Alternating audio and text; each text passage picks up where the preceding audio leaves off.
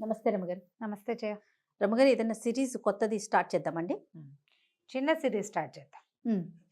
ఇంతకుముందు చిలుకు చెప్పిన రహస్యం నండూరు రామ్మోహన్ రావు గారిది కథ ఒకటి చెప్పుకున్నాం మనం అవును. కదా. అవును. అయితే ఆ రోజు వాళ్ళు చెప్పిన వీడియోలో వాళ్ళ అమ్మాయి విని నాకు ఇంకొక పుస్తకం పంపించారు నిర్మల్ గారు. ఇదేంటంటే మయూర కన్య. హుహుహు. ఈయన జ్యోతిబాల పేరుతోటి రాశారు నండూరు రామ్మోహన్ రావు గారు ఆ కథని.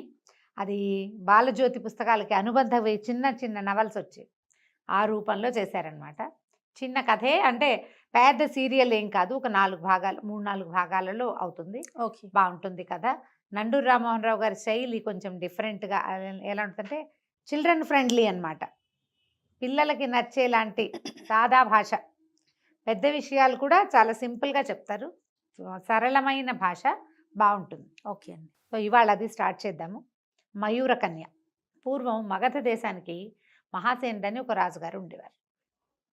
ఈయనకి లేక లేక ఒక కుమారుడు కలిగాడు. పిల్లవాడు భలే అందగాడట. పుట్టగానే కనపడ్డాడు. ఆయన విక్రమార్కుడు, అంత గొప్ప పేరు తెచ్చుకోవాలి, అంత గొప్ప శౌర్యవంతుడు కావాలని, అంత గొప్ప వీరుడు కావాలని పిల్లవాడికి విక్రమార్కుడు అని పేరు పెట్టారు.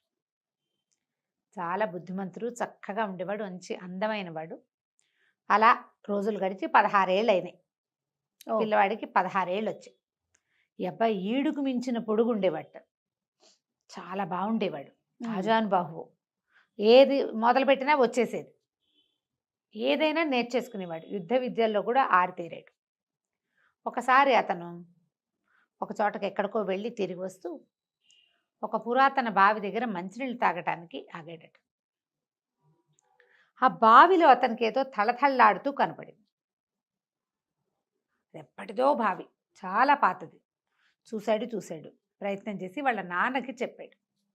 ఈ అబ్బాయి ఎలా కనపడేవాడంటే ఏ పురాణ పాత్ర దిగొచ్చేసినట్టు, మహాభారత పుటల్లోంచి పురాణ పాత్ర ఒకటి బయటకు వచ్చినట్టుగా ఒక పురాణ పురుషుడిలాగా కనపడేవాడు. ఆజానుబాహువు, మహాశౌర్యవంతుల లక్షణాలు కనపడేవి. హుందాగా మాట్లాడేవాడు, గంభీరమైన కంఠము. ఎంత బాగుండేవాడు.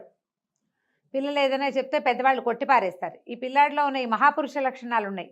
దానివల్ల తండ్రి ఏమన్నాడంటే అబ్బాయి ఏదో చెప్తున్నాడు చూద్దామని కొంతమంది జ్యోతిష్కులు వాళ్ళు వీళ్ళు అందరూ కలిసి, ఆయన మంత్రివర్గము అంతా కలిసి వచ్చి ఆ నూతిలోకి చూశారు. అయితే చూడగా ఒక ఆయన ఏం చెప్పారంటే ఇది చాలా పురాతనమైన విల్లు. ఇది బృహద్రథుడని ఒక గొప్ప రాజుగారు ఉండేవాడు.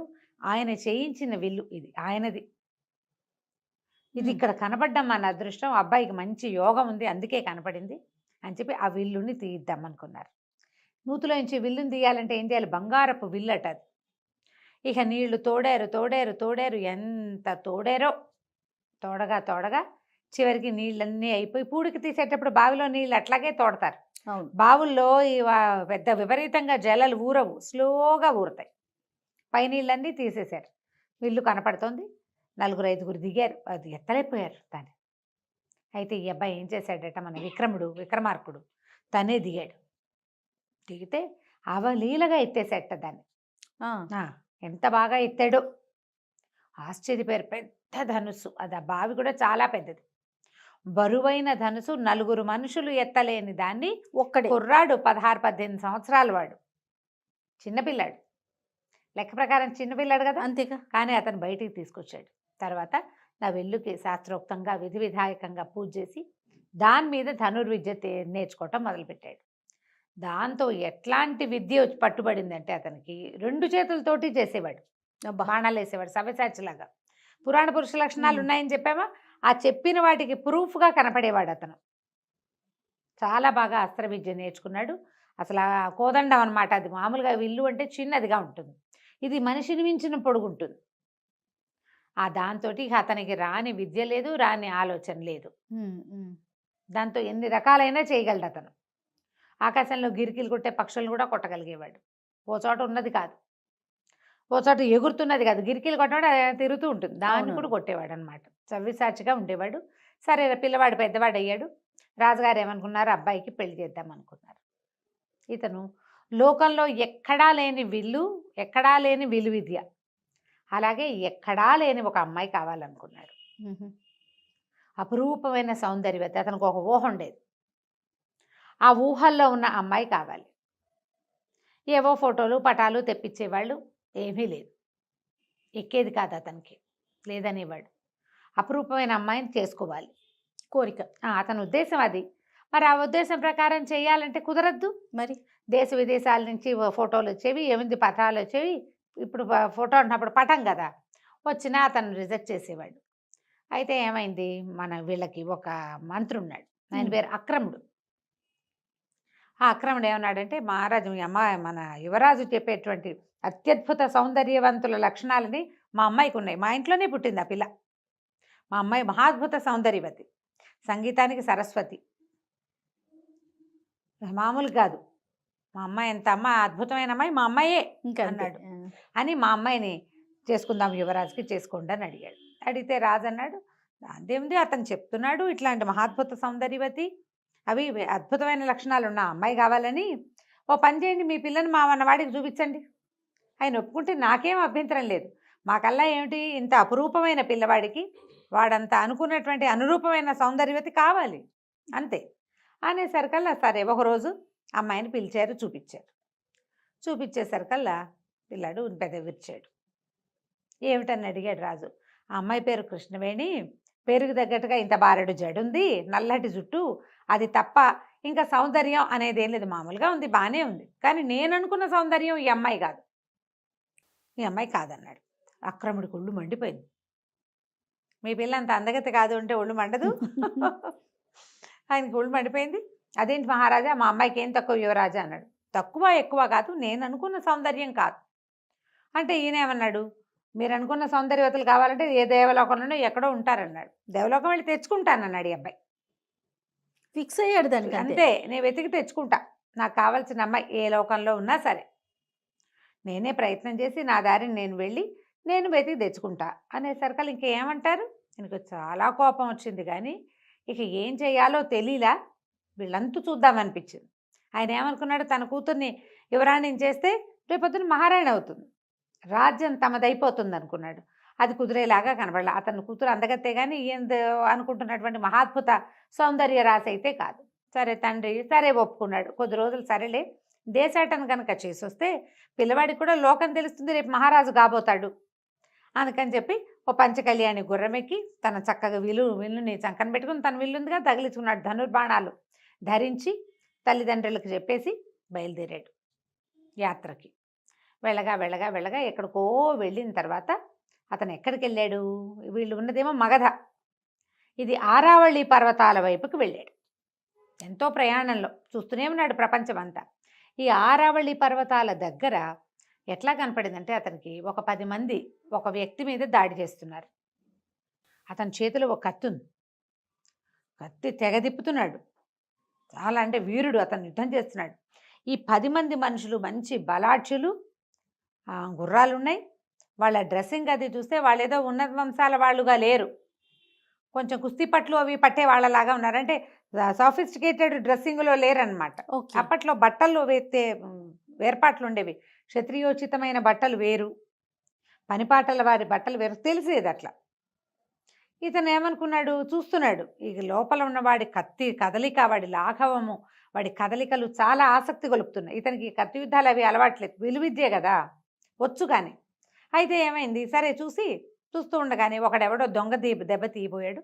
ఇతను వెనకాల నుంచి బాణం వేసి కొట్టాడు. వాడు అక్కడి నుంచి లోపలికి వెళ్ళాడు, ఆ గుంపులోకి వాళ్ళ దగ్గరికి పరిగెత్తేసరికల్లా రెండో మనిషి సడన్గా వచ్చాడు. ఆజానుబాహు, పెద్ద విల్లు, పెద్ద గుర్రం, బ్రహ్మాండమైంది. దాన్ని చూసేసరికల్లా వాళ్ళు కూడా కాస్తగా హడావిడి పడ్డారు. ఇక అది 2 మనుషులు తోడయ్యేసరికల్లా 10 మంది కాళ్ళకి బుద్ధి చెప్పి పారిపోయారు. ఆ అబ్బాయి వాళ్ళందరూ పారిపోయేసరికల్లా సరే వీళ్ళిద్దరూ మాట్లాడుకుంటే అతని పేరు శక్తి సింహుడు, పాటలీపుత్రానికి చెందినవాడు. నాకు ఒక ఖడ్గ విద్య వచ్చు, ఏ రాజు దగ్గరైనా ఈ విద్యను చూపించుకుని పొట్ట పోసుకుందామని బయలుదేరాను. నా దగ్గర ఉన్నది 10 వరహాలు, అంతకంటే ఏం లేవు నా దగ్గర. దానికే 10 మంది దొంగలు వెంబడబడి ఇగో ఇలా చేశారు, ఇంత యుద్ధం చేశారు అంటే నీ కత్తి లాఘవని నేను చూశాను అన్నాడు. కనపడింది కదా 10 మందిని బాగా నిలేసావు, వాడెవడో దొంగ దెబ్బ తీయబోయాడు కాబట్టి నువ్వు దొరికావు, కానీ లేకపోతే నువ్వు దొరికేవాడివి కాదు. నీ కత్తి తిప్పే విద్య చాలా బాగుంది, మన ఇద్దరం స్నేహితులుగా ఉందామన్నారు. సరే నువ్వెవరంటే, 8వ దేశం అంటే మగధ దేశం. సరే ఏమిటి అంటే, మా నాన్న అక్కడ రాజు అని చెప్పాడు. అతను ఆశ్చర్యపడి, ఏమిటి నువ్వు యువరాజువా?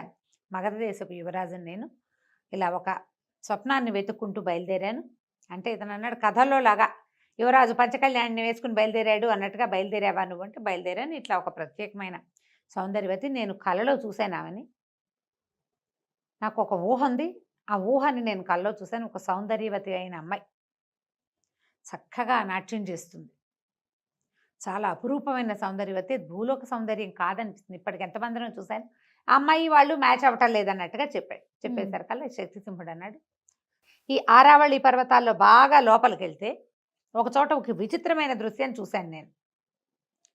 ఆ విచిత్రమైన దృశ్యంలో నేను చూసినటువంటి అమ్మాయిల్లో ఒక అమ్మాయి నువ్వు చెప్పిన పోలికలకి దగ్గరగా ఉంది. ఓహోహో.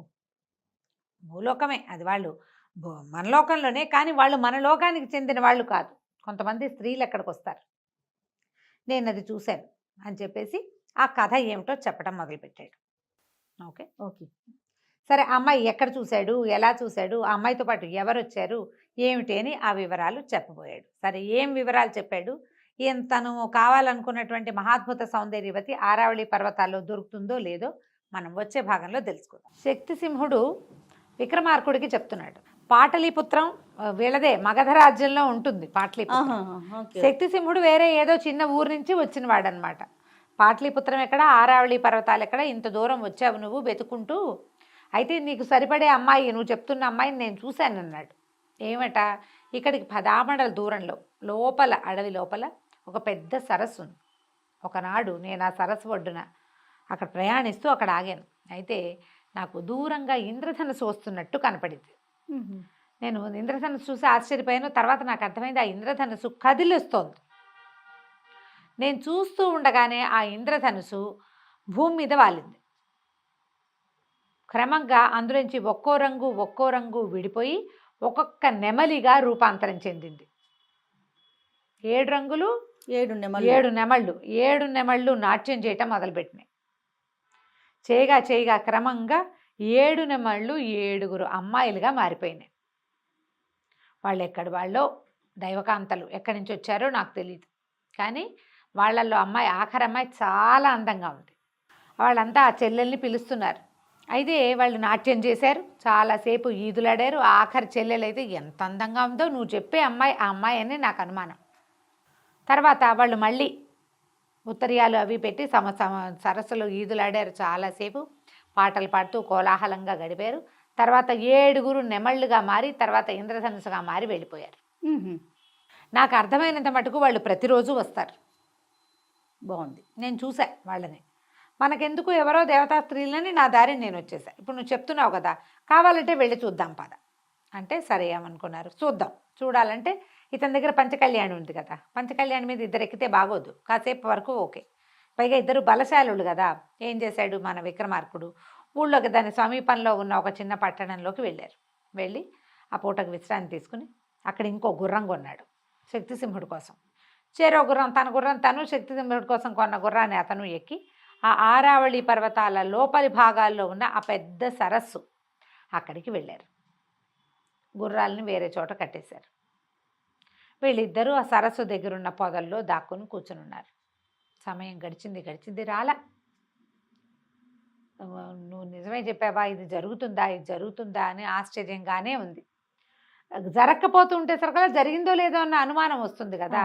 చూద్దాం అంటుండగానే మధ్యాహ్నం ఎండెక్కేసరికల్లా దూరంగా ఇంద్రధనుసు కనపడింది. అదుగో వస్తోందన్నాడు. ఇద్దరు నిశ్శబ్దంగా కూర్చున్నారు. ఇంద్రధనుసు భూమి మీదకి వాలింది.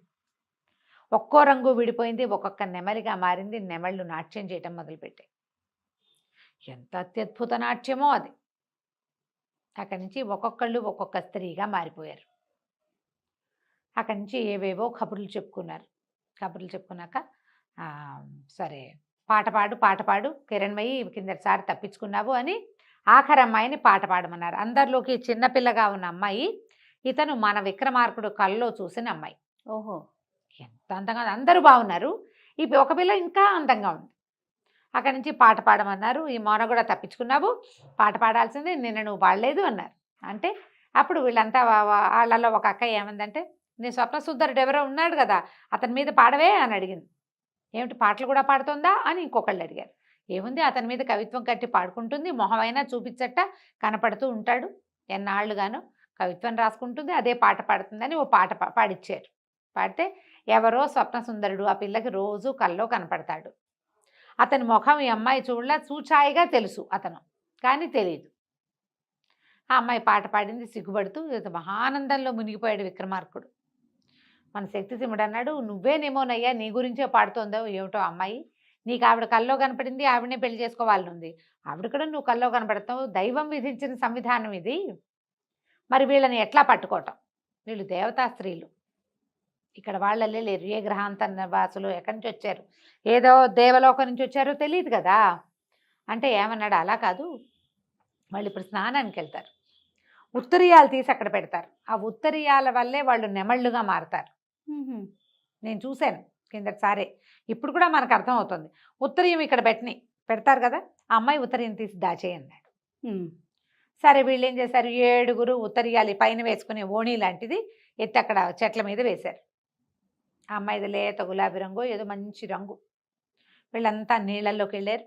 ఇతను ఏం చేశాడు, తన ధనుసు కొసతోటి ఆ ఉత్తరీయాన్ని లోపలి లాక్కున్నాడు, పొదలోకి చేత్తో పుచ్చుకుని కూర్చుని ఉన్నాడు. స్నానాలు అయిపోయినాయి, బయటకు వచ్చారు. సరే అక్కడి నుంచి ఉత్తరీయాలు తీసుకోబోతే 6 దొరికినాయి, 7వ అమ్మాయికి దొరకల. నా ఉత్తరీయం ఏది, పిల్ల వెతుక్కుంటూ ఉండేసరికల్లా మిగిలిన వాళ్ళు అన్నారు, నువ్వు గాలికి ఏమైనా ఎగిరిపోయిందేమో, నువ్వు కంగారు పడకు, మేము ఇంతమంది నెమళ్ళుగా మారతాము, 6 నిన్ను మా రెక్కల మీద ఎత్తుకుని తీసుకుపోతాము, నువ్వు భయపడాల్సిన పని ఏం లేదు, మేము ఉన్నాం కదా అన్నారు. అనేసరికి ఇతను భయం వేసింది. ఉత్తరీయం లేకపోతే అమ్మాయి ఇక్కడే ఉండిపోతుంది అనుకున్నాడు. ఇప్పుడు కనుక వాళ్ళ అక్కయ్యలే దాని గాల్లోంచి లేపుకుని తీసుకెళ్ళిపోతే అక్కడి నుంచి తటాలను బయటకు వచ్చాడు. బయటకు వచ్చేసరికి అలా కంగారు పడి ఈ 6 అమ్మాయిలు మాయమైపోయారు.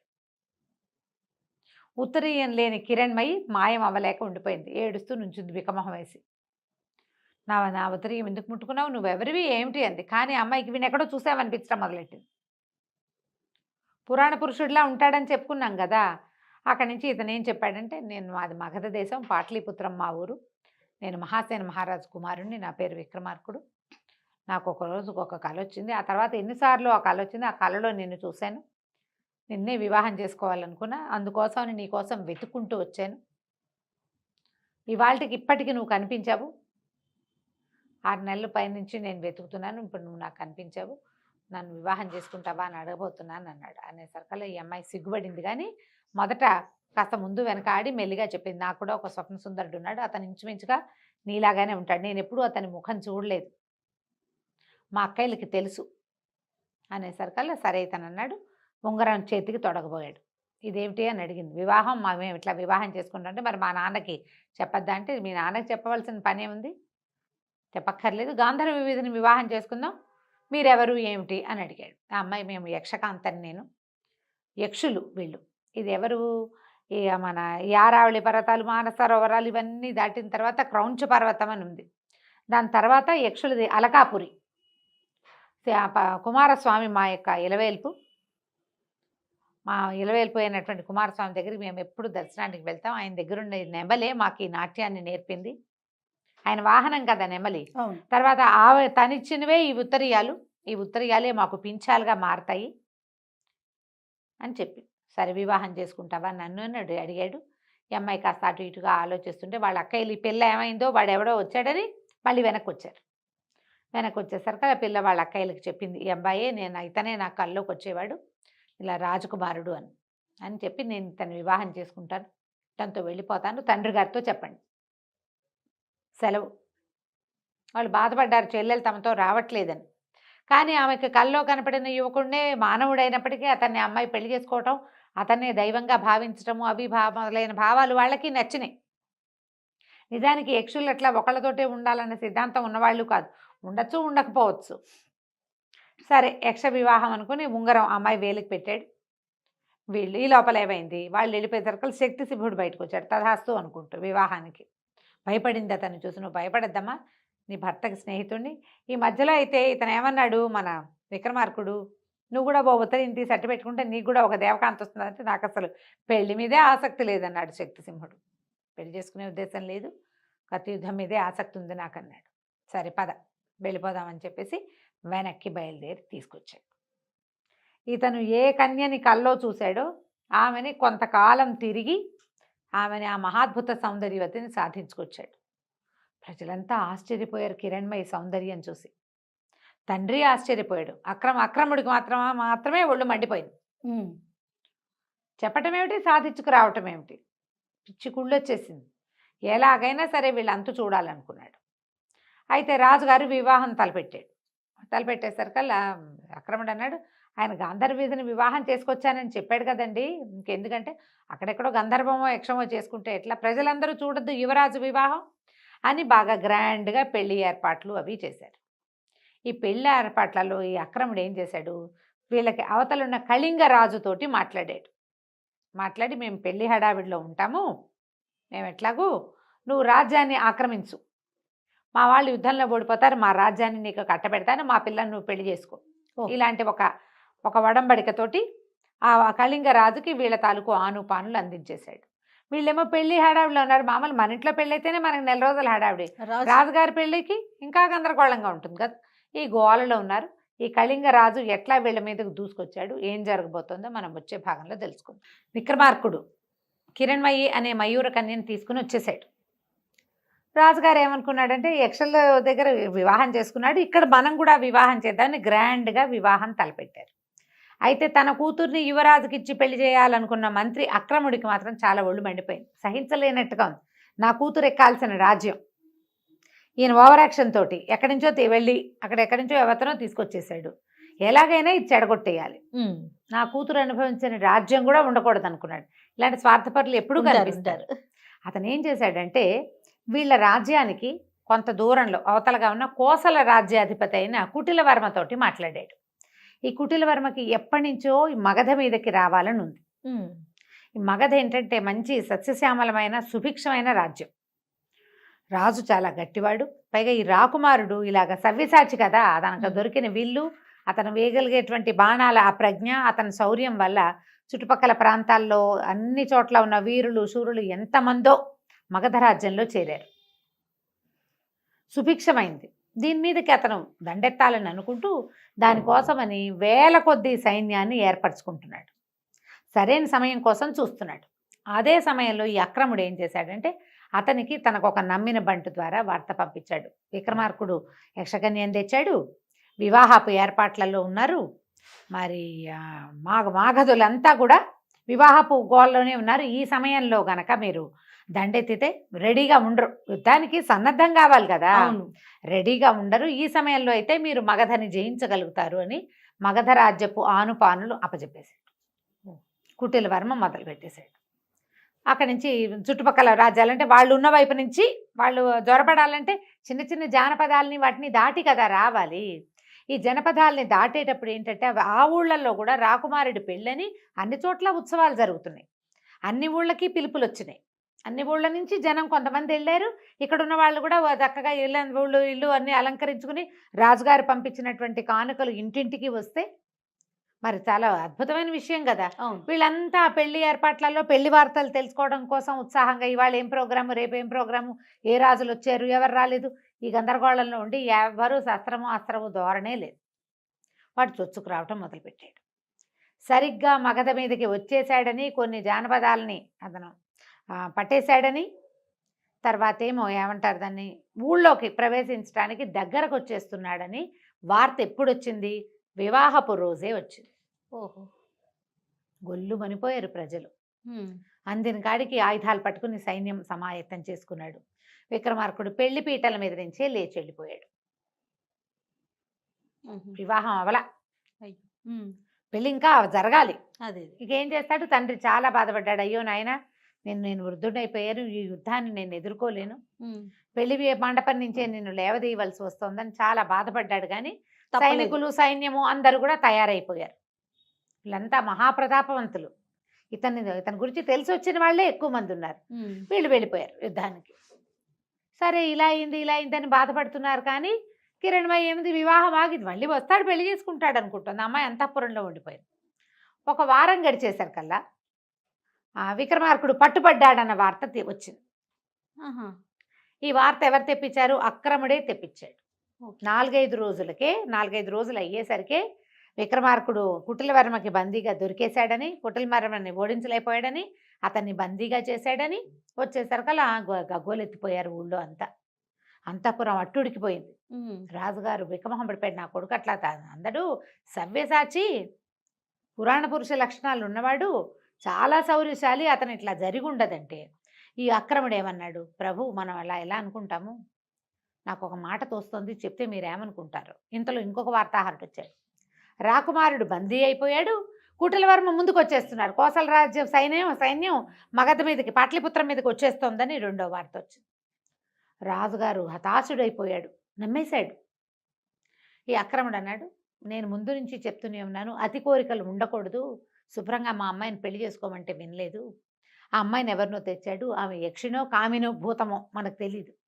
ఆమె వచ్చేసరికి ఇలాంటిది వచ్చింది, లేకపోతే అపరిమిత పరాక్రమవంతుడైన యువరాజు పట్టుపడ్డం ఏమిటి, ఈవెన్ ఏదైనా చేసేస్తే కానీ మన కుమారుడు మనకు దక్కడు అనేసరికి రాజు కాదన్నాడు, కానీ మెల్లిగా అది నిజమే అనిపించడం మొదలుపెట్టింది. వార్తలేమో రోజుకొకటి వచ్చేస్తున్నాయి, రోజుకు 2, 3 కూడా. పట్టుపడ్డారు, అదైపోయారు, ఆ ఊరు దాటేశారు, ఈ ఊరు దాటేశారు, రాజకుమారుని శిక్షేస్తారు, ఏం చేస్తారో తెలియదు. అవును. దాంతో ఈయన ఒక ఎక్సైట్మెంట్కి లోనైపోయాడు. ఏమంటే యాంగ్జైటీ వచ్చేసింది, ఈ అమ్మాయిని పంపేయాలి. ఏం చేయాలంటే వీళ్ళు ఏమన్నారు, కామిని విగ్రహాలని వాటిని ఏం చేయాలి, సజీవ దహనం చేయాలి. ఒక గ్రహాన్ని వదిలించుకోవాలంటే ఏం చేయాలి, అంతే, దహనమే. అక్కడి నుంచి కిరణ్మయ్యని పిలిచారు. నీ వల్ల రాజకుమారుడు పట్టుపడ్డాడు అనేసరికి అమ్మాయి కాదు అట్లా జరుగుండదు, అతను చాలా అరివీర భయంకరుడు, కొంచెం సమయం ఇవ్వండి, కాస్త నిదానం మీద తెలుస్తుంది అని అమ్మాయి చెప్పినా రాజు ఇంకా ఒప్పుకోలే. ఇప్పుడు తన కుమారుడు ఏమైపోతాడన్న దీంతో ఈ అమాయకపు పిల్లని ఇట్లా పాడు చేసేస్తున్నామని అనుకోలేదు ఆయన. అనుకోక పెద్దగా మంటలు అవి చేసి ఏర్పాటు చేసి, అగ్నిగుండం ఏర్పాటు చేసి, గుండంలోకి నీ అంతటి నువ్వు స్వచ్ఛందంగా వెళ్ళిపో అని చెప్పి ఆ అమ్మాయిని అగ్నిగుండం దగ్గరికి పెట్టేశారు, తీసుకొచ్చేసారు. ఇక అమ్మాయి ఏం చేస్తుంది, దుఃఖం, ఏం చేయాలో తెలీదు, అవమానం, నీ వల్లే రాకుమారుడు పట్టుబట్టాడని అంతఃపురం అందరూ అసహించుకుంటున్నారు, మాటలు అవే పుట్టేస్తాయి కదా. అంతే. అక్కడి నుంచి అక్రముడు తన మాట చెల్లింది, తను అనుకున్న కోరిక నెరవేరిందన్న సంతోషంతో నీ ఆఖరి కోరిక ఏమిటో చెప్పమన్నాడు. అనేసరికి అమ్మాయింది, నాకు నాట్యం అంటే చాలా ఇష్టం కదా, నన్ను నాట్యం చేయనివ్వండి, నాట్యం చేశాక నేనే అగ్నికి ఆహుతైపోతానని. సరే, అందుకేముంది, సరేనన్నారు. ఆ అగ్నిగుండం చుట్టూతా నాట్యం చేయటం మొదలుపెట్టింది. క్రమంగా ఆ అమ్మాయికి రెక్కలు వచ్చేసినాయి, నెమలిగా మారిపోయింది. ఇంద్రధనుసులో రంగులన్నీ ఒకే చోట ఉన్నట్టుగా కనపడుతుంది, పూర్తిగా నెమల్లాగా మారిపోయింది, రంగులుగా కనబడుతుంది. ప్రజలంతా చూస్తూనే ఉన్నారు, రాజు మంత్రి కూడా చూస్తున్నారు, అంతఃపురం అంతా నోరు తెరిచి చూస్తూ ఉండగా ఈ అమ్మాయి నెమలిగా మారిపోయి ఆకాశంలోకి ఎగిరిపోయింది. దూరంగా ఒక ఇంద్రధనుసు కనపడింది కాసేపు, తర్వాత ఇంకా అది కూడా కనిపించలే. కళ్ళ నీళ్ళు పెట్టుకుంటూ అమ్మాయి ఇంకేమీ చేయలేక వెళ్ళిపోయింది. తనకు జరిగిన అవమానానికి, తర్వాత ఏమో ఈ అన్యాయానికి బాధపడుతూ ఎగిరి వెళ్ళిపోయింది. వెళ్ళిపోగానే ప్రజలంతా హాహాకారాలు చేశారు. కానీ యక్షమాయ మరణించకుండా అమ్మాయి యక్షకన్యగా మారిపోయి వెళ్ళిపోయింది అంతే. ఆక్రముడు అన్నాడు, చూసారా మహారాజా, నేను చెప్పాను కదా ముందే అని రాజును నమ్మించాడు. ఇంకా కుమారుడి వార్తల కోసం చూస్తుంటే ఇంతలో ఏమైంది, అక్రముడికే వార్త వచ్చింది. మంత్రులకు కదా వార్తలు వచ్చేవి. ఏంటంటే కోసల రాజు పట్టుబడ్డాడు, కుటిలవర్మని మన రాకుమారుడే పట్టేసుకున్నాడు, కోసల సైన్యం అంతా మన వశమైపోయింది అని వార్త వచ్చేసరికి నిర్ఘాంతపోయాడు. అమ్మో, ఏదో జరిగిపోయింది, ఇప్పుడు ఇక్కడే ఉంటే అతను వెనక్కి తిరిగి వచ్చాడంటే విక్రమార్కుడు నాకు శిరచ్ఛేదం తప్పదు, అంతే, నా పగ ఎలాగూ తీరిపోయింది. ఏ అమ్మాయిని తీసుకొచ్చాడో ఆ అమ్మాయిని వెళ్ళగొట్టిచ్చేసాం అని చెప్పి రాత్రికి రాత్రి కుటుంబంతో సహా దేశం దాటి పారిపోయాడు. రెండో రోజు సాయంత్రానికి వార్త వచ్చింది, రాకుమారుడు వచ్చేస్తున్నాడు, కోసల రాజును పట్టుకున్నారు. మరి అతనితోటి సంధి అంటే అతనే వడంబడ్డాడు. అతన్ని కేవలం రాజప్రతినిధిగా చేసి అతన్ని బతికించి ఉంచారు. రాజ్యం మందైపోయింది, బతికించి మాత్రం ఉంచారు, ఖైదు చేయకుండా వదిలిపెట్టారని, అతని రాజచిహ్నాలన్నీ తీసేసుకున్నారని వార్తలు వచ్చినాయి. రాజు ఏమనుకున్నాడంటే ఆ అమ్మాయిని తను అట్లా చేయటం వల్లే ఈ పిల్లాడు వెనక్కి వచ్చాడు అనుకున్నాడు. ఆయనకు అట్లా అర్థమైంది. కానీ క్రమంగా ఒక్కో రోజు గడుస్తుంటే వస్తున్న వార్తలు ఏంటంటే అసలు విక్రమార్కుడు ఏ దశలోనూ ఓడిపోలే, ఏ దశలోనూ ఓడలా. అతను ప్రతి చోట కోసల రాజును అణుస్తూనే వెళ్ళాడు. కోసల రాజు దగ్గరికి అతని సైన్యాన్నంతా అణుచుకుంటూ వెళ్ళి చివరికి కుటిలవర్మని పట్టేసుకున్నాడు. మరి ఎక్కడా ఓడిపోయినప్పుడు ఓడిపోయాడు, పట్టుబడ్డాడు వార్తలు ఎలా వచ్చినాయి? ఇది ఎలా జరిగిందో కనుక్కుందామని ఇతని కోసం ప్రయత్నం చేస్తే ఇక కబురు చేశాడు అక్రముడిని రమ్మని. ఎక్కడున్నాడు? అక్రముడేడి పారిపోయాడు. అప్పుడు రాజుకు జరిగిన మోసం అర్థమైంది. ఆ అమ్మాయి మీద పగతో అతనే ఏదో చేసుంటాడు అని. అక్కడి నుంచి తనకి వార్తలు తెచ్చారు కదా, వార్తాహరులని ఒక్కొక్కళ్ళని విచారించేశారు కల్లా ఈయనిపిచ్చిన వార్తలే అవి అని తెలుసు. ఏమీ చేయలేక రాకుమారుడు వస్తే ఏం అడుగుతాడో, ఇలా చేశానని చెప్పడానికని సిగ్గిలిపోతూ తండ్రి బిగపట్టుకుని ఉన్నాడు. ఆ రాజ్యాన్ని జయించుకుని కళ్యాణానికి మళ్ళీ కథలొచ్చాడు పెళ్లి కొడుకు. మరి పెళ్లి చేసుకుందాం అనుకున్నాడు. తీరా వచ్చేసేసరికల్లా ఏమైంది? తండ్రి ఏమో సంతోషించాడు, కానీ నాయన ఒక అన్యాయం చేశాను, నా వల్ల ఈ పొరపాటు అయిపోయిందని చెప్పేసరికి కిరణ్మయి అంటూ స్పృహ తప్పిపడిపోయాడు రాకుమారుడు. అయ్యో అసలు ఏమీ జరగలేదు, నేను ఎక్కడా ఓడిపోలేదు, ఏది ఆ పొరపాటే జరగల. ఇలా ఎందుకు అయిందంటే అక్రముడు చేసిన కుట్ర తెలిసింది. ఇప్పుడు ఆ అమ్మాయిని తెచ్చుకోవటం ఎట్లా, నేను ఎలా బతికుండను అని ఏడుస్తూ ఉండిపోయాడు. శక్తిసింహుడు అన్నాడు, ఇంత బాధపడద్దు, మనం ఎక్కడ అమ్మాయిని చూసామో అక్కడ వెళ్ళు. అక్కడికి వెళ్ళంటే ఆ అమ్మాయి ఇంకా ఇక్కడ ఎందుకు ఉంటుంది? ఇంత అవమానపడ్డాక మళ్ళీ భూలోకానికి వస్తుందా? వాళ్ళ అక్కయ్యలు మాత్రం వస్తారా? వాళ్ళు భూలోకంలోకి రాబట్టే కదా ఇలాంటి అవమానం జరిగింది అమ్మాయికి. పాపం చాలా బాధపడ్డాడు. కానీ శక్తిసింహుడు మాత్రం ఓదార్చాడు, కాదు వెళ్ళు, వాళ్ళు రాకపోతే అక్కడి నుంచి ఇంకా కొంచెం ముందుకెళ్తే ఒక సిద్ధాశ్రమం ఉంది, అక్కడ ఒక మహానుభావుడు ఉన్నాడు, ఆయన నీకు ఏదైనా తప్పకుండా సహాయం చేస్తాడు, బయలుదేరి వెళ్ళమన్నాడు. ఆరావళి పర్వతాల దగ్గర ఎక్కడైతే మనం చూసామో అక్కడికి వెళ్ళిపో. సరే శక్తిసింహుడిని కూడా రమ్మన్నాడు. అతను ఒప్పుకోలే, వద్దు వద్దు, ఇప్పుడు కోసల రాజ్యం వాళ్ళని చేసాం, మనం అణిచేసాం అల్లర్లని, ఇప్పుడు నువ్వు నేను ఇద్దరు లేకపోతే వాళ్ళు మళ్ళీ వెనక్కి వస్తే నేను వచ్చి చేసేదేం లేదు.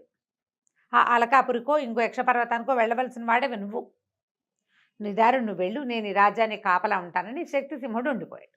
ఓకే. అక్కడి నుంచి మన రాకుమారుడు విక్రమార్కుడు బయలుదేరి ఆరావళి పర్వతాలు చేరుకున్నాడు. ఎక్కడైతే తను మొదట వీళ్ళని చూశాడో ఇంద్రధనుసు రూపంలో అక్కడ 1-2 రోజులు కాపలా ఉన్నాడు. దొరకలేదు, రాలా ఎవ్వరు. సరే ఏం చేశాడు, అక్కడి నుంచి ఆ సిద్ధాశ్రమం వైపుకి వెళ్ళాడు గుర్రం వేసుకుని. వెళ్ళేసరికల్లా అక్కడ ఒక ఆయన సిద్ధుడు, చాలా మహాతపసంపన్నుడిలాగా ఒక ఆయన కనిపిస్తే ఇతను నమస్కారం చేశాడు. ఎవరినైనా ఏమిటి అని కనుక్కుంటే ఇతను ఏమన్నాడంటే ఈ కథ అంతా చెప్పాడు. నేను అలకాపురికి వెళ్ళాలి, నా భార్యను తెచ్చుకుంటాను వెనక్కి, గంధర్వ విధిని వివాహం చేసుకున్న సాధారణ విధి జరగబోతుంటేనే ఇట్లా జరిగిందంటే ఆయన అన్నాడు, ఎక్కడ అలకాపురి, మానవ మాత్రుడివి, నువ్వేం వెళ్తావు నాయనా, నువ్వు వెళ్ళలేవు, నీ వల్ల కాదు, కావాలంటే నువ్వు ఇంత ప్రయత్నం చేసి వచ్చావు కాబట్టి నీకు ఒక ఇది ఇస్తానని ఒక స్ఫటిక శిలని చేతిలో పెట్టాడు. నువ్వు ఎప్పుడు కావాలంటే ఆ అమ్మాయిని చూడొచ్చు, నువ్వు ఇందులో ఆమె కోసం ప్రయత్నం చెయ్యొద్దు, నువ్వు మానవుడివి, ఆమె యక్షకాంత, మీ ఇద్దరికి వివాహము పొసగదు, ఏదో జరిగింది, జరగవలసింది అంతే అని చెప్పి ఆ రాయి చేతులు పెట్టాడు. ఆ స్ఫటికం లోపలి చూస్తే ఆ అలకాపురిలో ఒక చిన్న ఉద్యానవనంలో కూర్చుని ఏడుస్తున్న కిరణ్మయి కనపడింది ఇతనికి. ఆ అమ్మాయి ఏడుస్తోంది, కళ్ళలోంచి నీళ్లు గారిపోతున్నాయి, వాళ్ళ అక్కయ్యలు ఓదారుస్తున్నారు. అమ్మాయిని చూసారు, ఏడుస్తున్న అమ్మాయిని చూసారు కల్లా ఆ కిరణ్మయి అని మూర్చిపోయాడు అబ్బాయి. ఆయనకు చాలా బాధేసింది ఆ సిద్ధుడికి, అయ్యో ఇంత ప్రేమాశ్రయం కలిగి ఉన్నాడు, ఏదైనా సహాయం చేస్తానని చెప్పాడు. ఆయన ఏం సహాయం చేశాడో మనం వచ్చే భాగంలో తెలుసుకుందాం. విక్రమార్కుడు సిద్ధుడికి నచ్చాడు, అంటే ఇతను ఇంత ప్రేమ కలిగి ఉన్నాడని ఆయన ఏమన్నాడంటే, నీకు ఒక రుద్రాక్షమాల ఇస్తాను, అది ధరిస్తే ఆకాశ గమనం వస్తుంది, నీతో పాటు నీ గుర్రం కూడా ఎగురుతుంది. ఓకే, ఎగిరితే ఇక్కడి నుంచి నువ్వు హిమాలయాల మీదకి వెళ్తావు. హిమాలయాలు దాటాక నీకు క్రౌంచ పర్వతం కనపడుతుంది. క్రౌంచ పర్వతం దాటాక అక్కడ దాకా నీకేం భయం లేదు, క్రౌంచ పర్వతం దగ్గర భయం కలుగుతుంది. దాని తర్వాత కైలాస పర్వతం, దానికి ఎడం వైపు చర్యల మీద ఆ యక్షపర్వతము, దాంట్లో అలకాపురి ఉంటాయి. ఇలా వెళ్ళాలి నువ్వు, ధైర్యం చేసి వెళ్ళిపోయి అక్కడికి వెళ్ళే ఆకాశ గమనం వరకు నేను ఇస్తా, తర్వాత సమయోచితంగా వీరోచితంగా నువ్వేం చేస్తావో అది చెయ్యి చెప్పాడు. సరే ఆ రోజు రాత్రి అక్కడ పడుకుని పొద్దున్నే లేచి అక్కడ సరస్సులో స్నానం చేసి ఆయన ఇచ్చిన కందమూలాలు భక్షించి దండం పెట్టి ఆ రుద్రాక్ష మెళ్ళ వేసుకున్నాడు. రుద్రాక్షమాల గుర్రాన్ని ఎక్కాడు. గుర్రం ఒకేసారి గాల్లో లేచింది, ఆకాశ గమనం వచ్చేసింది కదా.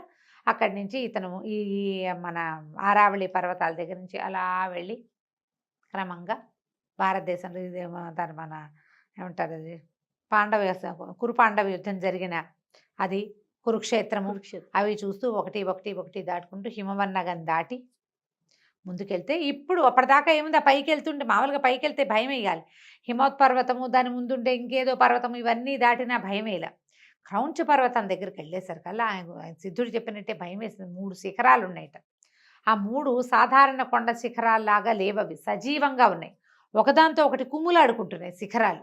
ఆ, ఆ, ఒకటి రెండో దాన్ని కుమ్ముతుంది, అది వంగిపోగానే మూడోది వచ్చి మొదటి దాన్ని కుమ్ముతుంది.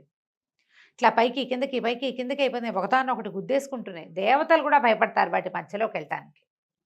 అవి ఎలా దాటాలో తెలియలా. ఏ క్షణాన్ని ఏది పైకి వచ్చేస్తుందో తెలీదు, ఏది కుంగిపోతుందో తెలీదు.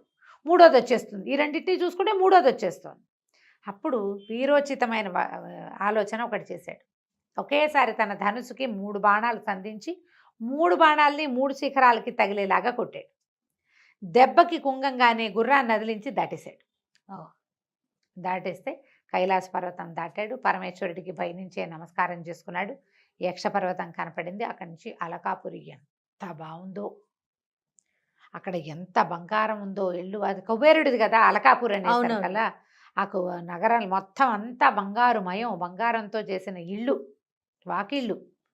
అసలు ఎన్ని రకాల కట్టడాలు, ఎంత బంగారమో, ఎలా మెరిసిపోతోందో అది. చాలా చాలా చాలా బాగుంది. అక్కడి నుంచి ఒక సరోవరం ఉంది, పెద్ద పెద్ద సరోవరాలు, ఒక పెద్ద ఉద్యానవనం, చైత్ర రథం అట దాని పేరు. అందులో ఒక పెద్ద సరస్సు ఉంది. కిరణ్మయి మొదట కలిసినప్పుడు చెప్పింది, మీకు మానస సరోవరం ఉంది కదా, మీరు ఇక్కడికి ఎందుకు వస్తారు అంటే, మాకు కూడా చైత్ర రథంలో పెద్ద సరస్సు ఉంది, దాంట్లో బంగారు హంసలు తిరుగుతూ ఉంటాయి. హంసలకి నెమళ్ళకి వైరం. మేము నాట్యం చేస్తాం, ఈ నెమళ్ళుగా మారుతాం, వాటికి పడదు. అందుకని మేము అక్కడ కాకుండా భూలోకానికి వస్తున్నాం, మా నాట్యానికి అడ్డం లేకుండా ఉండటం కోసం అని చెప్తుంది. అది ఇప్పుడు చూస్తాడనమాట. బంగారు తామర పువ్వులు, ఈ హంసలు ఆ తామర తోళ్ళని కొరికి తింటున్నాయి. పువ్వులు ఇట్లా బంగారు రంగు పువ్వులు, కింద చక్కటి నీరు పీల్చడానికి తామర తూళ్ళు ఉంటే తామర తూళ్ళని తింటాయి. చాలా విశేషంగా ఉంది. అతను అక్కడే కూర్చున్నాడు. ఈ అమ్మాయిని ఎట్లా కలుసుకోవాలా అని. ఇంతలో కొంతమంది ఆడపిల్లలు నీళ్లు తీసుకెళ్ళటానికి కడవలతో, బంగారు కడవలు, ఇక అంతా బంగారమే, వచ్చారు. వచ్చేసరికల్లా వాళ్ళల్లో ఒక అమ్మాయి కొంచెం నిదానంగా నడుస్తుంటే, ఆ అమ్మాయిని మంచినీళ్ళు ఇవ్వవా అని అడిగాడు. అడిగేసరికల్లా అంత చెరువు ఉంటే నేను నీళ్ళు ఇవ్వాలా నీకు అని. అంటే చెరువులో నీళ్ళు ఉన్నాయిలే, నీ అంత అందమైన అమ్మాయి చేత్తో నీళ్ళు తాగితే బాగుంటుందని నీకు నీళ్ళు తాగటం, నీళ్ళు పోయమన్నాడు. కడవతో నీళ్ళు పోస్తుంటే ఆ అమ్మాయి అప్పుడు పరిశీలించింది, ఇతను ఎంత సమున్నతాకారుడు, ఎంత తేజస్శాలి, ఎంత సౌందర్యవంతుడు, మీరెవరు, ఎక్కడి నుంచి వచ్చారు అని అడిగింది. వైకుంఠం నుంచి వచ్చిన ప్రద్యుమ్నులా, లేకపోతే స్వర్గం నుంచి వచ్చిన నలకూబర్లా, ఎవరు అని అడిగింది. అడిగేసరికల్లా అన్నాడు, నేను ఎవరిని కాదు, మానవ మాత్రుణ్ణి.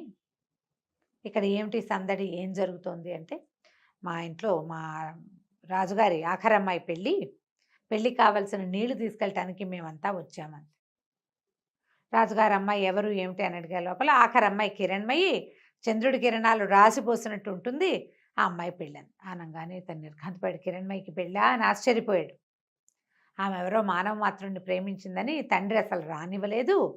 నువ్వు బాగున్నావు, నువ్వు అందంగా ఉన్నావు, నీ పేరెంతో బాగుంది అనగానే ఇలా రహస్యాలు చెప్పేస్తారు ఆడపిల్లలు. చూడండి ఎన్ని మొత్తం చెప్పేసింది. మా రాజుగారికి 7 కూతుళ్ళు, 6 అమ్మాయిలకి పెళ్ళిళ్ళు అయిపోయినాయి, ఆఖరమ్మాయి పెళ్ళి, ఈ అమ్మాయి ఒక మానవుడిని ప్రేమించింది. అప్పుడు ఆ అమ్మాయికి స్ట్రైక్ అయింది. అయితే ఆ మానవుడివి నువ్వే కాబోలు, విక్రమార్కుడివి కాదు నువ్వు అని అడిగింది. అడిగేసరికల్లా అతను అవునన్నాడు. అవునంటే మా ఎంతో ఏడుస్తోంది. మరి వరుడు ఎవరన్నాడు. వరుడు మా రాజుగారి మంత్రికి కుమారుడు, చిత్రసేనుడో ఏదో అతని పేరు. చాలా బలవంతంగా ఒప్పించాడు. ఆ అమ్మాయికి ఆయన పెళ్ళిని ఆయన ఒప్పుకోలేదు. గాంధర్వ వివాహాన్ని, మానవమాత్రుడిని ప్రేమించి అక్కడ ఉండిపోయిందని అసలు లోపలికే రానివ్వలేదు. పైగా ఆ అమ్మాయి నువ్వు లేని సమయంలో చాలా అవమానపడి వచ్చింది దుఃఖంతో. అక్కయ్యలు చాలా బతిమలాడితే మళ్ళీ వివాహం చేసుకుంటానని ఒప్పుకున్నాకే లోపలికి రానిచ్చాడు. వేరే దారి లేక ఒప్పుకుంది. కంటికి కడివేడు నీళ్లతోటి ఏడుస్తూ ఉంది.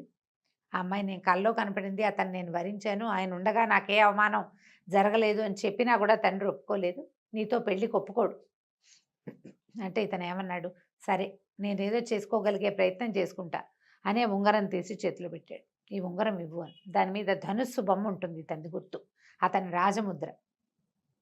ఇంతలో ఏమైంది, ఇక్కడ ఎవరో ముందు వెళ్ళిపోయారుగా ఆడపిల్లలు కొంతమంది, ఎవరో మానవుడు ఉన్నాడు సరస్సు దగ్గర చైత్రరథంలో అని కబురు వెళ్ళిపోయింది. ఆ, సైనికులు వచ్చేసారు, ఎవడు మానవుడు ఏడని ఇతన్ని పట్టేసుకున్నారు. ఈ లోపల ఈ ఉంగరం చూసుకుంది ఆ పిల్ల.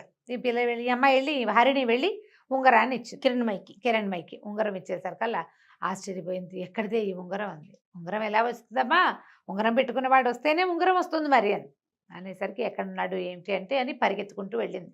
నాన్న నా భర్త వచ్చేసాడు, నా వివాహం ఆపేసి నా భర్తకి నన్ను ఇచ్చి పంపించేసేమంటే ఆయన ఒప్పుకోలేదు. మానవుడు వాడు ఎట్లా వస్తాడు అంటే, కాదు అతను చాలా పరాక్రమశాలి తేజశాలి అంటే ఒప్పుకోలేదు. కానీ వాడి సంగతి చూస్తాను, వాడిని చంపేస్తాను అన్నాడు. అయ్యమ్మ ఏడ్చుకుంటూ అక్కయ్యల దగ్గరికి పరిగెత్తింది. నా భర్త వచ్చేసాడు, నా కోసమే వచ్చాడు, ఇంత శ్రమపడి వచ్చాడు, నాన్నేమో పెళ్ళి అంటున్నాడు, చంపేస్తానంటున్నాడు, సహాయం చేయమని. అక్కయ్యలు 6 పరిగెత్తుకొచ్చారు తండ్రి దగ్గరికి.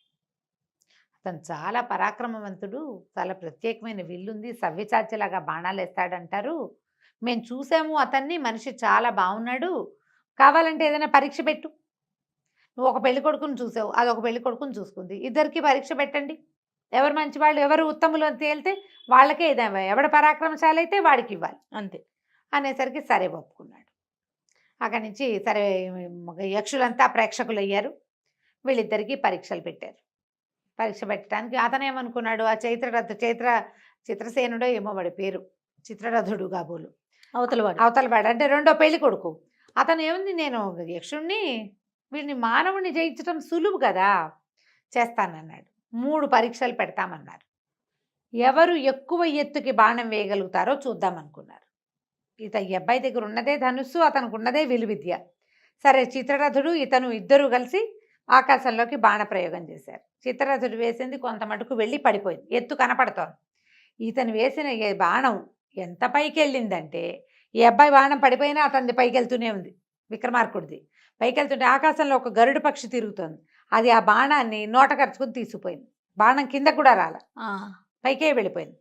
జనం అంతా చప్పట్లు కొట్టారు, కానీ ఆయన ఒప్పుకోవాలి. అదేతో పక్షి పట్టుకెళ్ళిపోయింది కాబట్టి ఇది కుదరదు, ఇంకో 2 పరీక్షలు ఉన్నాయి చూద్దామన్నారు. ఈసారి ఇక్కడ ఉద్యానవనం ఉంది కదా చిత్రరథం, అక్కడ చూశారనమాట. అక్కడ ఏం చేశారు, ఖర్జూరపు చెట్లు ఉన్నాయట, 10 వరుసగా ఉన్నాయి. వీటిలలో ఎక్కువ వృక్షాలని పడగొట్టేవాడు సాటి లేని విలుకాడు. ఇద్దరు చెరుకో పక్కన వేశారు, నుంచున్నారు. ఈ అబ్బాయి గంధర్వ పెళ్లి కొడుకు వేసిన దాంతో ఏమో మొదటి చెట్టు చీలిపోయింది, రెండో చెట్టుకి గుచ్చుకుని ఆగిపోయింది. మన విక్రమార్కుడు వేసిన బాణం మాత్రం 5 చెట్లను చీల్చుకుంటూ వెళ్ళి 6వ చెట్టుకు గుచ్చుకుంది. చెట్లలో నుంచి వెళ్ళిపోయింది అన్నమాట. ఎంత బలంగా లాగుతారో అంత స్పీడ్గా కదా వెళ్ళేది. బాణం ఎలా వెళ్తుంది, బలాన్ని బట్టే. వెళ్ళేసరికి అందరూ చప్పట్లు కొట్టారు, శబాష్ శబాష్ అన్నారు. రాజుగారి కొళ్ళు మండిపోయింది ఆ యక్షరాజుకి. అయినా సరే 3వ పరీక్ష ఉంది, ఇదంత తేలిక కాదు అని చెప్పి వరుసగా గవాక్షాలు ఉంటాయి, హోల్స్ లాగా గోడకి కోడలైంచి ఒక చెయ్యి బయట పెట్టి ఉంటుంది, అందులో కిరణ్మయి చెయ్యి ఏదో గుర్తుపట్టాలి. 7 అమ్మాయిలు నుంచున్నారు, 7 హోల్స్ ఉన్నాయి, 7 కిటికీలోంచి చెయ్యి బయటకు వచ్చింది. ఈ అబ్బాయి ఆ చెయ్యి పట్టుకుని చెప్పాలి. పట్టుకోవచ్చా, చూసండి, పట్టుకోవటమో చూసో ఓకే, ఏదో ఒకటి చెయ్యాలి. చేతులు బయట ఉంటే కిరణ్మయి చెయ్యి గుర్తుపట్టాలి. పాణిగ్రహణం చేసావు కదా నువ్వు, గుర్తుపట్టమన్నాడు. మొదటి పెళ్లి కొడుకు వచ్చాడు, 3వ చెయ్యిని ఇదే అన్నాడు, కాదు అది 3వ అమ్మాయిది అయింది, కుదరలేదు. ఊరికే అంటే ఫ్లూక్గా చేయవలసిందే. కాకపోతే ఇతను మాత్రం ఒక్కో చెయ్యి చూసుకుంటూ వెళ్ళాడు. మధ్యలో కిరణ్మయి చెయ్యి గుర్తుపట్టాడు. ఆ చేతి మధ్యవేలికి తన బాణము గుర్తున్న ఉంగరం ఉంది, తందే ఉంగరం. సమయస్ఫూర్తితో ఆ అమ్మాయి ఆ ఉంగరం పెట్టుకుని అతనికి సహాయం చేసింది. ఇందులో ఇతని ప్రజ్ఞ కాదు, జస్ట్ ప్రెజెన్స్ ఆఫ్ మైండ్ ఉంది అంతే. అన్ని చేతులు ఒకేలా ఉంటాయి, ఒకే వయసున్న ఆడపిల్లల చేతులు ఒకలానే ఉంటాయి, అందరికీ కంకణాలు ఉంటాయి, ఉంగరాలు ఉంటాయి, గోళ్ళకి రంగులు అవి ఉంటాయి. సమయస్ఫూర్తి ఆ ఉంగరాన్ని చూసుకున్నాడు అంతే. గుర్తుపట్టేసరికల్లా ప్రజలంతా సంతోషించారు. అమ్మాయి ఎవరి మీద మనసు పడిందో అతను సరైనవాడు, అది కదా కావాలి. అమ్మాయిలు మనసులో ఏమిటి పడుతూనే ఉంటారు ప్రతి వాళ్ళ మీద, చాలామంది మీద మనసు పడతారు ఆడపిల్లలు. ఆ క్షణానికి ఎవరు నచ్చితే వాళ్ళే. అవతల వాడు దానికి తగిన కెపాసిటీ పిల్లని రక్షించగలిగేవాడు కావాలి కదా. సరే రాజు చాలా సంతోషించి ఆ యక్షరాజు కిరణ్మయినిచ్చి విక్రమార్కుడికి వివాహం చేసేసాడు. కొంతకాలం అక్కడ గడిపిన తర్వాత బోల్డంత సంపదతోటి, తర్వాత ఈ యక్షలోకంలో ఉండేటువంటి అనేక రకాల వింతలు విడ్డూరాలతో కూడినటువంటి పెద్ద విమానంతో ఈ అబ్బాయి ఆ గుర్రం ఎక్కి తన భార్యను కూడా తనతో పాటు ఎక్కించుకుని భూలోకానికి తీసుకొచ్చేసుకున్నాడు. చాలా కాలం పాటు మయూరకన్యతోటి భూలోకాన్ని పరిపాలిస్తూ హాయిగా సంతోషంగా ఉన్నాడు. కథ కంచికి మనం ఇంటికి. సూపర్. నమస్తే అండి. నమస్తే.